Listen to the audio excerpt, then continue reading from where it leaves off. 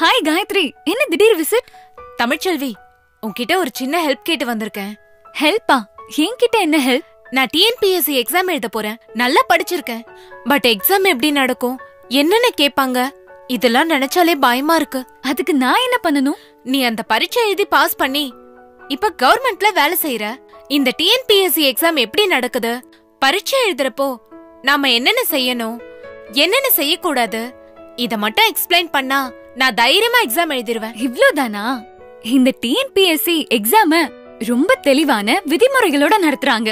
தேர்வு எழுதுறவங்களுக்காக டிஎன்பிஎஸ்சி வெப்சைட்லயும் யூடியூப்லயும் ஒரு படமே வெளியிட்டு இருக்காங்க. பாக்கலாமா? கண்டிப்பா.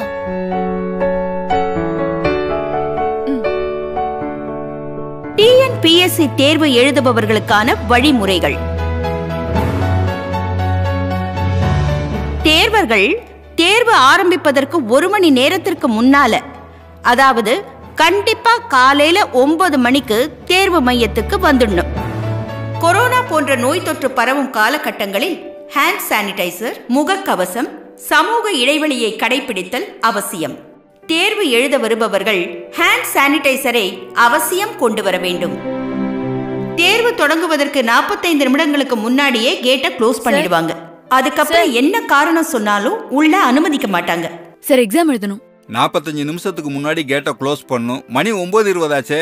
சாரி சார், லேட் ஆயிடுச்சு. நான் ஒண்ணும் பண்ண முடியாதுமா. தேர்வாணைய உத்தரவுப்படிதான் நடக்க முடியும். ரொம்ப முக்கியமான விஷயம் காயத்ரி. ஃபர்ஸ்ட் எல்லாம் 10 மணிக்கு எக்ஸாம் ஹாலுக்கு போனா போதும். அப்படியே லேட் ஆனாலும் 10:30 மணி வரைக்கும் அலோவ் பண்ணுவாங்க. ஆனா இப்பெல்லாம் அப்படி இல்ல. ஷார்ப்பா 9 மணிக்கே அங்க இருக்கணும். தேர்வு தொடங்குவதற்கு 30 நிமிடத்திற்கு முன்னாடியே தேர்வு மையத்துல இருக்கிற டிஸ்பிளே போர்ட்ல உங்களோட ரெஜிஸ்டர் நம்பரை பார்த்து அந்த ஹாலுக்கு போகணும். ஹால் டிக்கெட் மற்றும் பிளாக் பால் பாயிண்ட் பேனா மட்டும் எடுத்துக்கிட்டு நீங்க ஹாலுக்கு போகணும். தேர்வு கூடத்துக்குள்ள mobile phone, watch, laptop, calculator இந்த மாதிரி எந்த எலக்ட்ரானிக் பொருட்களையும் எடுத்துக்கிட்டு போக கூடாது. மறந்து எடுத்துக்கிட்டு போயிட்டீங்கன்னா அதை வெளியில தான் வைக்கணும். அதை வேற யாராவது எடுத்துக்கிட்டு போயிட்டா அதுக்கு தேர்வாணையமோ தேர்வு மையமோ பொறுப்பேற்காது. இந்த தேர்வுக்காக உங்களுக்கு தரப்பட்டிருக்கிற ஹால் டிக்கெட்ல இருக்கிற வழிமுறைகளை முதல்ல நீங்க படிக்கணும். எக்ஸாம் ஹால்ல OMR விடைத்தாள் கொடுப்பாங்க. இந்த விடைத்தாள்ல 2 பக்கங்கள் இருக்கும். இந்த விடைத்தாள்ல எந்த பக்கத்திலையும் தேவையற்ற குறிப்புகள் எழுதுவதோ குறியீடுகள் செய்வதோ சேதப்படுத்தவோ கூடாது. அப்படியே ஏதாவது செஞ்சீங்கன்னா உங்களுடைய விடைத்தாள் செல்லாதது ஆகிவிடும். OMR விடைத்தாளின் 2ஆம் பக்கத்துல தரப்பட்டிருக்கிற அறிவுரைகளை படிச்சுட்டு கீழ்பக்கத்துல தரப்பட்டிருக்கிற கட்டத்துல தேர்வு எழுதுறதுக்கு முன்னால கையெழுத்து போடணும். OMR விடைத்தாளோட பக்கம் 1ல 2 பகுதி இருக்கு. பகுதி 2ல பிரிண்ட் ஆகியிருக்கிற உங்களோட போட்டோ, பெயர், பதிவு எண், பாடம், தேர்வு மையம் மற்றும் தேர்வு கூடத்தின் பெயர், தேதி, இந்த விவரங்கள்லாம் சரியா இருக்கான்னு பாத்துக்கணும். உங்களுக்கு கொடுக்கப்பட்டிருக்கிற கொஸ்டின் பேப்பர்ல பிரிண்ட் சரியா இருக்குதா, பேஜ் நம்பர் மிஸ் ஆகாம இருக்குதா, இதெல்லாம் தரவா செக் பண்ணிக்கோங்க. நீங்க ஆன்சர் பண்ணதுக்கு பிற்பாடு அந்த மாதிரி ஏதாவது இருக்குதுன்னு சொன்னீங்கன்னா என்னால ரீப்ளேஸ் பண்ண முடியாது. இந்த பிரிண்ட் ஆன விவரங்கள்ல ஏதாவது தவறு இருந்தால் உடனடியா தேர்வு கூட கண்காணிப்பாளர் கிட்ட தெரியப்படுத்தணும். தேர்வு தொடங்கறதுக்கு 15 நிமிஷத்துக்கு முன்னாடி வினாத்தாள் புக் கொடுப்பாங்க. அதை முழுவதுமா சரியா இருக்கான்னு பார்க்கணும். ஏதாவது குறைபாடு இருக்கும் பட்சத்துல தேர்வு கண்காணிப்பாளர் கிட்ட உடனே தெரியப்படுத்தணும். உங்களுடைய வினாத்தாள்ல உள்ள நம்பரை OMR விடைத்தாள்ல எழுதணும். நீங்க எழுதின நம்பரை அந்தந்த நம்பர் உள்ள கட்டத்துல கருப்பு மையால ஷேட் பண்ணணும்.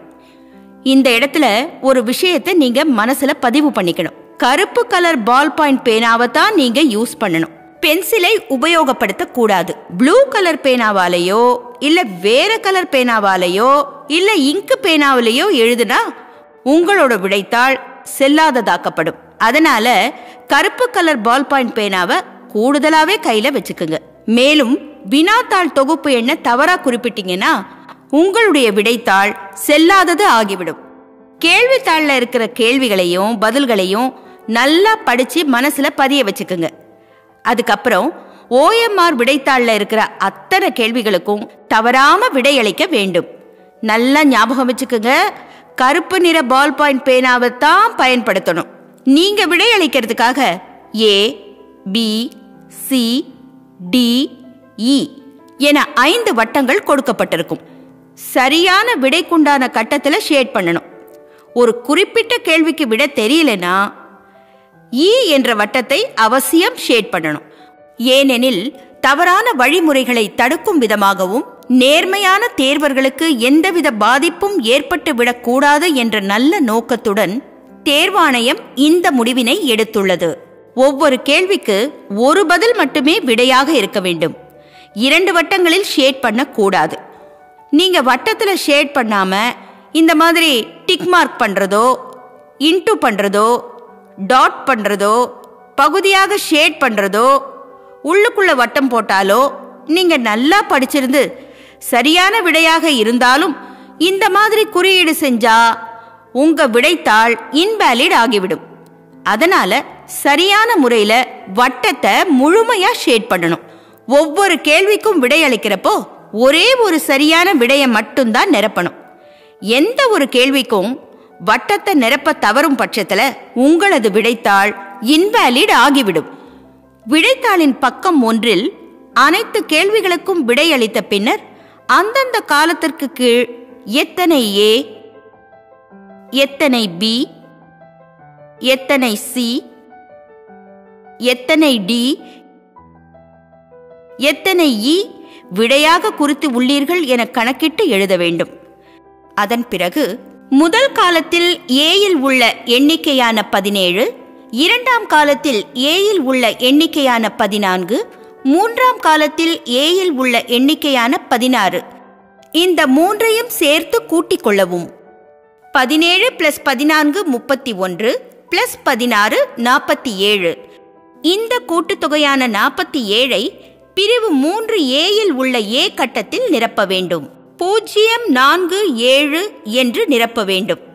பின்னர் முதல் காலத்தில் பியில் உள்ள எண்ணிக்கையான 19, 2ஆம் காலத்தில் பியில் உள்ள எண்ணிக்கையான 16, 3ஆம் காலத்தில் பியில் உள்ள எண்ணிக்கையான 16 இந்த 3ஐயும் சேர்த்து கூட்டிக் கொள்ளவும். 19 + 16 35 + 16 51.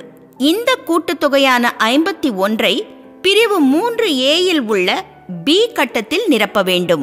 அதுபோல முறையே 3 காலங்களில் உள்ள சி, 3 காலங்களில் உள்ள டி, 3 காலங்களில் உள்ள இ ஆகியவற்றை கூட்டிக் கொள்ளவும். பின்னர் அந்த கூட்டுத்தொகையை பகுதி 2 பிரிவு 3 ஏயில் உள்ள சிடிஇ ஆகிய கட்டங்களில் அந்தந்த கூட்டுத்தொகையை எழுத வேண்டும்.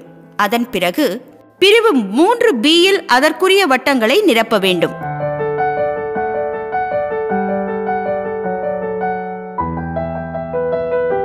இந்த ஏ, பி, சி, டி, இ இவைகளின் கூட்டுத்தொகை, அதாவது ஏ 47, பி 51, சி 52, டி 39, இ 11 இவைகளின் கூட்டுத்தொகை 200 என்றால் வழங்கப்பட்டுள்ள வினாத்தாளில் உள்ள வினாக்களின் எண்ணிக்கையும் சமமாக, அதாவது 200ஆக இருக்க வேண்டும்.